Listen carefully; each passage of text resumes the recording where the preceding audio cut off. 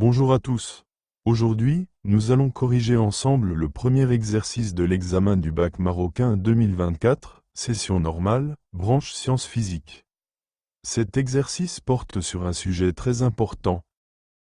L'obésité, souvent qualifiée de maladie du siècle, et son lien avec le métabolisme énergétique. Vous trouverez dans la description le lien vers l'examen complet et sa correction. Commençons par la première question, qui concerne les documents 1 et 2. Pour le document 1, qui présente une étude réalisée sur 16 semaines par des chercheurs. Deux groupes de souris ont été observés, souris WT, des souris normales. Souris COX-6A, des souris génétiquement modifiées atteintes d'une maladie mitochondriale. Les deux groupes ont reçu le même régime riche en graisse, HFD. Et, chaque semaine, les chercheurs ont soigneusement mesuré le poids des souris.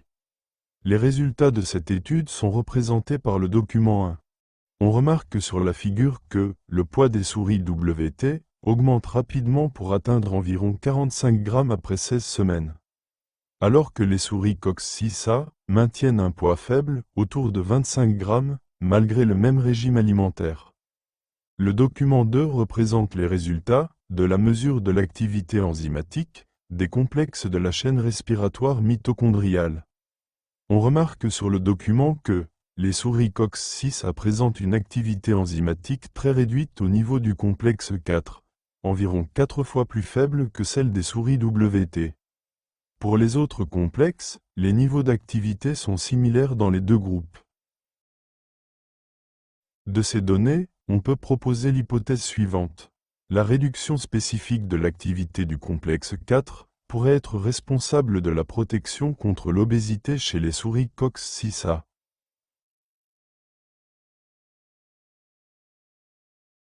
Passons maintenant à la question 2, qui concerne le document 3. Ce document présente de nouvelles données relatives à la protéine UCP. L'UCP est une protéine située dans la membrane interne des mitochondries.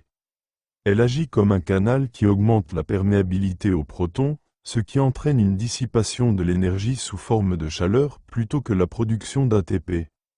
Le document montre que la température corporelle est plus élevée chez les souris COX-6A, 38 degrés Celsius, que chez les souris WT, 37 degrés Celsius.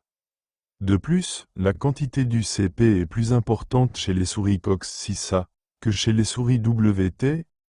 Ainsi, les souris COX-6A, qui présentent une quantité plus élevée de protéines UCP, libèrent davantage de chaleur, ce qui augmente leurs dépenses énergétiques. Passons maintenant à la troisième question, qui concerne le document 4.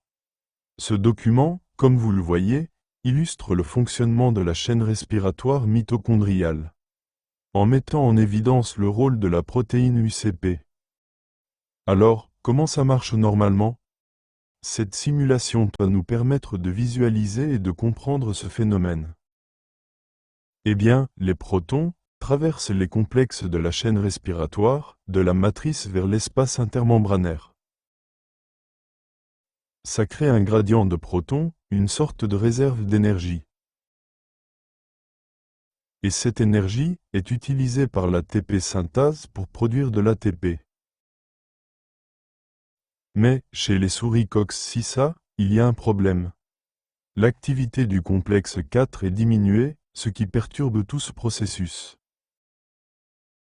Et là, la protéine UCP entre en jeu. Son activité augmente, et elle permet au proton H de retourner directement dans la matrice, sans passer par l'ATP synthase. C'est un peu comme un court-circuit. Et ce court-circuit libère l'énergie sous forme de chaleur, ce qui augmente la dépense énergétique et protège contre l'obésité. En résumé, la réduction de l'activité du complexe 4 chez les souris COX-6A entraîne une activation de la protéine UCP. Cette protéine favorise le retour massif des protons H vers la matrice mitochondriale, contournant l'ATP synthase. Par conséquent, l'énergie potentielle du gradient de protons est convertie en chaleur plutôt qu'en ATP. Cette augmentation de la dépense énergétique sous forme de chaleur favorise la perte de poids, protégeant ainsi les souris COX-6 en perte de l'obésité, même avec un régime riche en graisse. Pour la dernière question, on nous demande de proposer des solutions pour lutter contre l'obésité, autres que l'activité physique et le régime alimentaire. Alors, qu'est-ce qu'on peut envisager? Eh bien, on pourrait, par exemple, moduler l'activité du complexe 4 de la chaîne respiratoire mitochondriale. En la diminuant, on stimulerait l'activité de l'UCP. Et puis, on pourrait aussi activer la synthèse de cette protéine UCP. En augmentant son activité, on favoriserait la dissipation d'énergie sous forme de chaleur, ce qui réduirait le stockage des graisses.